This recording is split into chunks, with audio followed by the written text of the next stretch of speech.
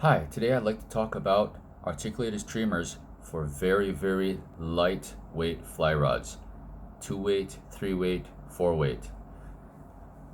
So during the tying, I'll be going over how this came about and some possible new directions we can take fly tying from here.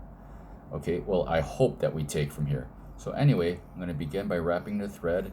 Now this all began because a friend of mine who happens to be a guide in the driftless area in Dane County, Wisconsin,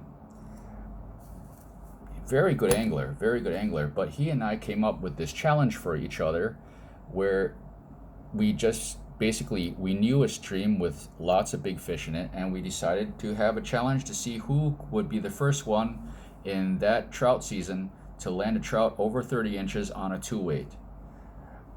So that's what we did. We set out to do this, and the thing is that big trout like that, they are hunting mainly for larger prey items a lot. I mean, they are voracious fish. So, it, I did my research and I found that a lot of them were eating small trout, baby trout. So I tried to come up with a pattern that was light enough that it could be thrown on a 2 weight and still give the appearance of something large enough for a trout over 12 inches to want to eat.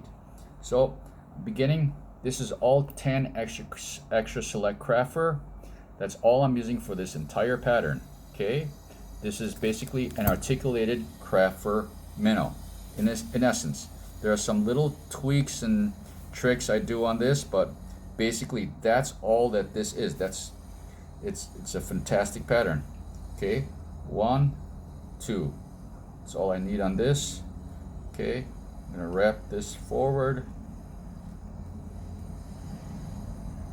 Get this up here.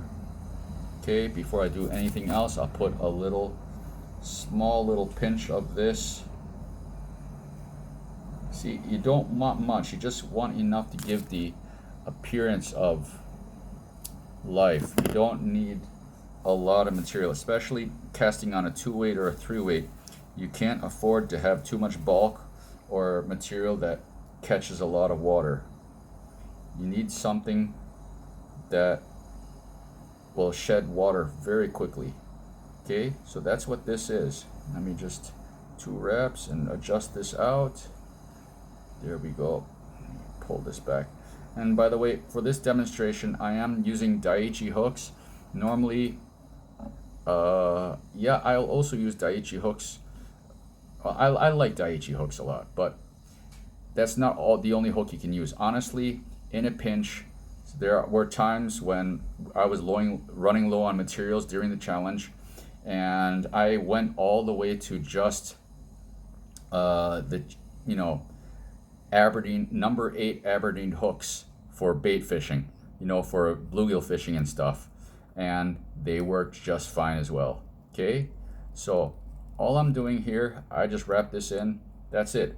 Of course, like everything, I double it up, make sure that doesn't go anywhere, and this is the back half of the fly.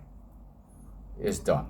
And if you're wondering the size of this hook, this is a number 12 Daiichi soy hook. It's, I believe, in the Asian or in the European market. Cheap, strong, good hook. It rusts very fast in salt water, so you stick to fresh water with this. Okay. Now all I'm going to do, set my Y, get this up nice and high. There. Okay. Little bit of super glue, and we're going to set this aside to dry. Now this, like I said, the important thing about this is not so much the exact pattern itself, but the concept behind it. Okay, come on, come here. Okay, now we're going to go to the front part. First thing we need to do is we need to get the dumbbell eyes on here. That's very important. simply because not only for weighting purposes, but also for securing the articulated part. Okay, so let's get this thread wrap started. You can cut that off with any pliers, really, any pliers with the cutters. It doesn't take much. These bead chains, very easy to cut, nice to work with. Okay, here we go. You tie them in just like any dumbbell eyes. So 1, 2, 3 this way, go the other way. 1, 2, 3. Okay, now we go around it underneath. 2, 3. Okay, make sure that's straight. There. Secure it a few more times.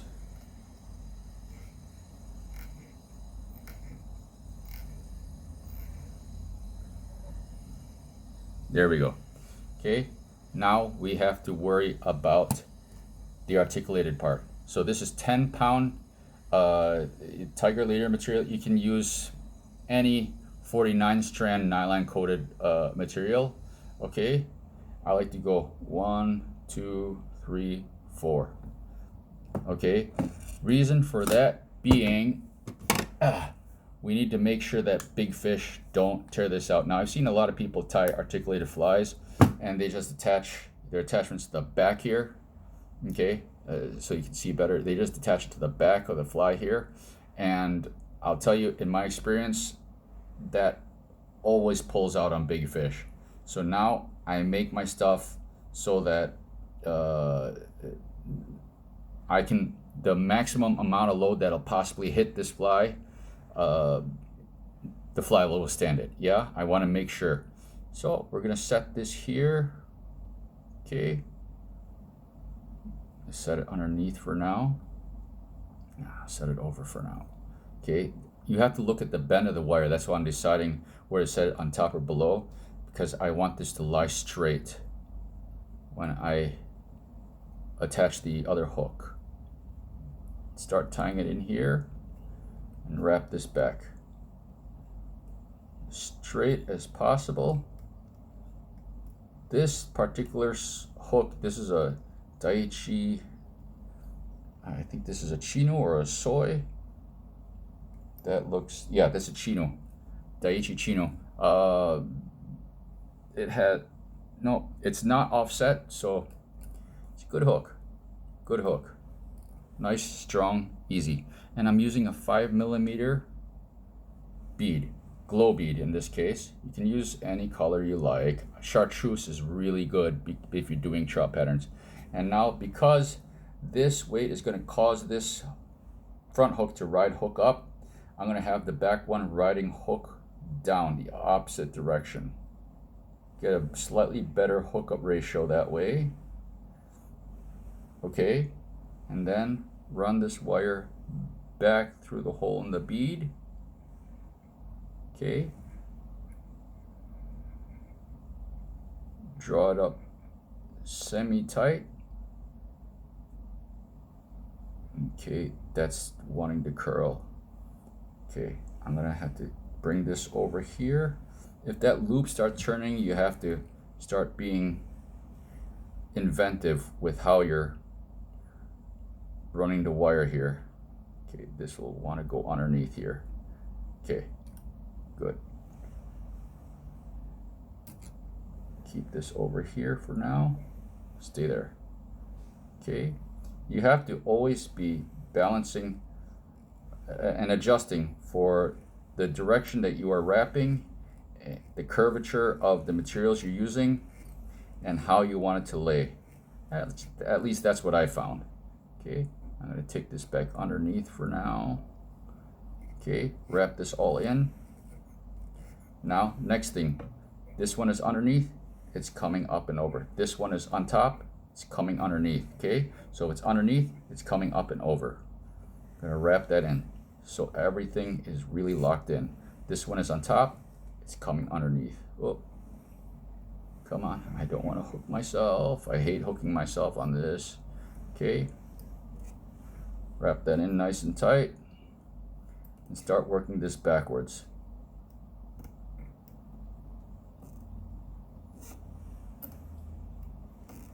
And you can tell a hook point is sharp when every time you nick the thread with it, the thread starts to fray. That's a good hook. Okay, let's cut off this axis here. We don't need this. Tie that in.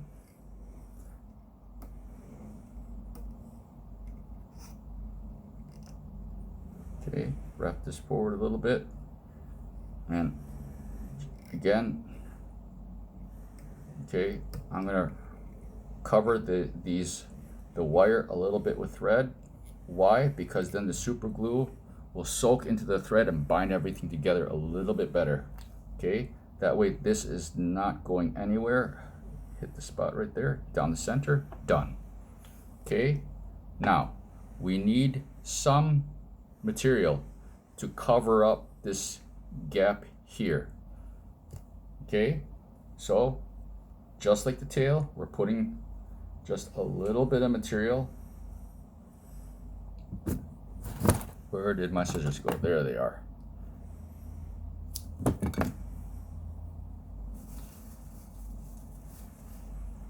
Okay, and we just want to cover that just like this. That's enough, doesn't have to be more. Okay, let's wrap this back here for now. Really work this back aggressively. I'm an impatient guy. Pinch, hold, tie. Okay, work it with the thumb. Make sure everything's in the right place. Good. Oh, it's moving. Come over here. Okay. And put some underneath because you want the profile to be complete. You don't want it to look unbalanced in the water. Okay, trout do have a sharp eye. I rip on trout for being kind of a dumb fish, but let's face it, they do have a sharp eye. Okay, flip this upside down. Whoa, come here. Out. That is a sharp hook.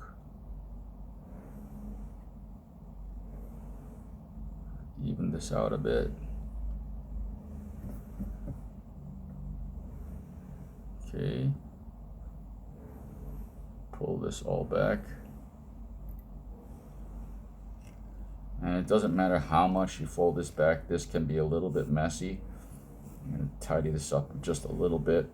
Doesn't have to be spectacular because this is all going to get wrapped.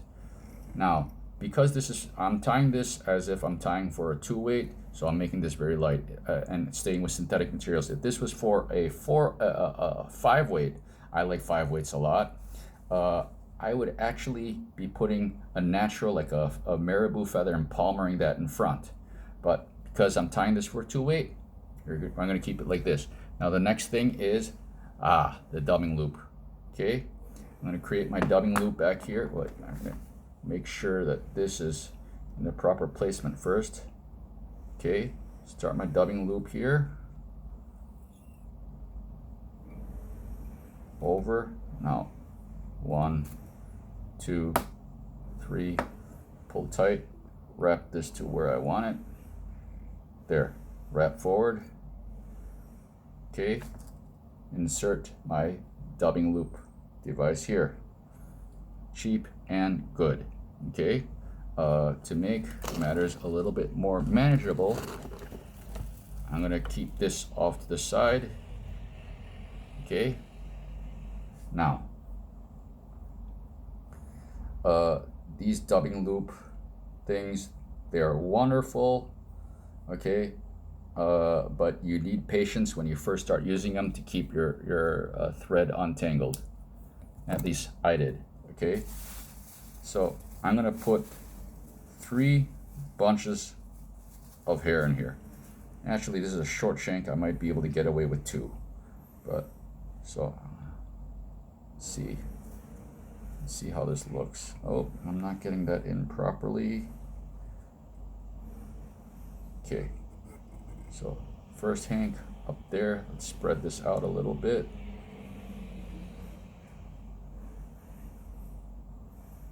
Okay, you don't want to get it too close to the hook, otherwise it starts tangling with the other fibers when you're twisting. Okay, we're gonna effectively make a brush with this. Get another good hank of this.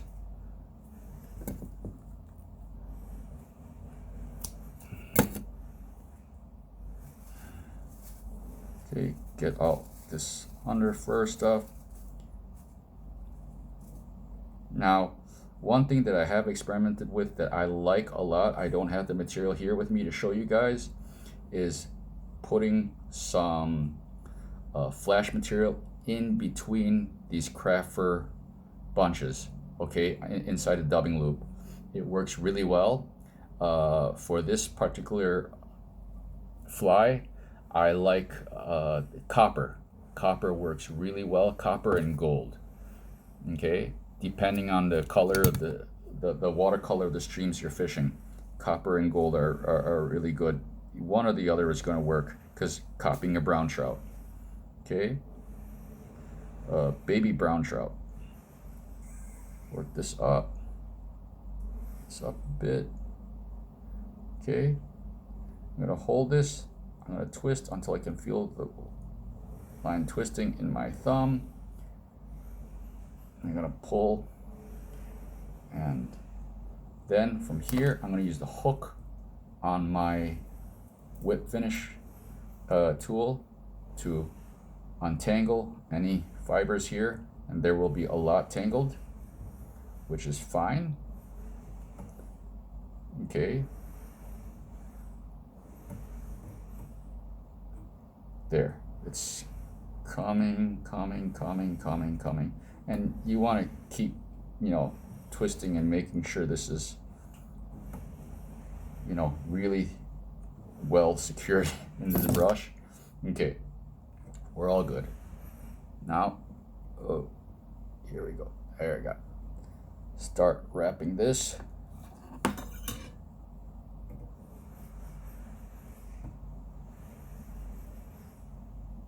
And as you're wrapping, you want to pull the fibers back.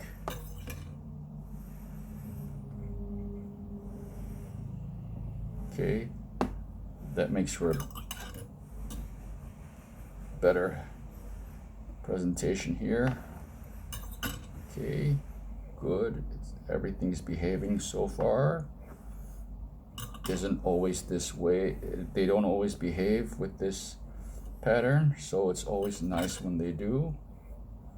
Okay, now I'm all the way up to the bead chain, and so what I'm going to do is I'm going to actually wrap around the bead chain, because I'm not going to have that chain visible. I'm actually going to cover it with eyes and stuff like that. Okay, you can leave it as is if you want. It's up to you. That's the beautiful thing about this. This is I'm just showing this for concept. It's not a set recipe or anything. Now this is in. Don't need this anymore. I'm going to tie off the dubbing loop. 1, 2, 3. Tie back the dubbing loop thread to make sure everything is really secure. 2. Okay. Now I can cut this off. Okay. Throw away the excess thread. This fellow is done for now. Okay. Now pull all that back. Clean up the head a little bit. I don't like a lot of excess junk up near my line tie. I find it interferes with my concentration when I'm tying a knot. Okay. Now the basic tie is done. Okay. I'm going to whip finish. 2, 3, 4, 5. One more.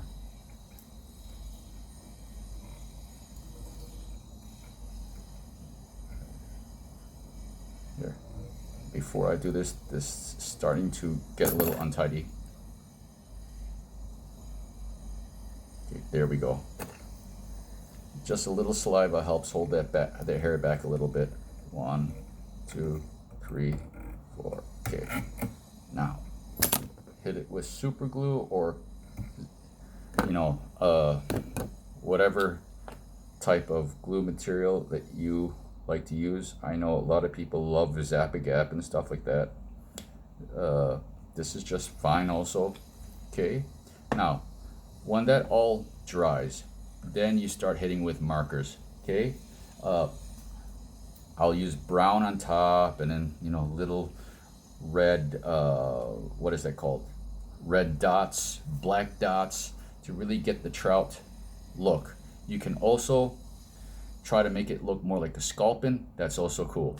Okay, I put just normal eyes on. I'm not going to show some of this because it's going to take this glue a while, but I will take this out of the vise and just show you basically what this pattern looks like now.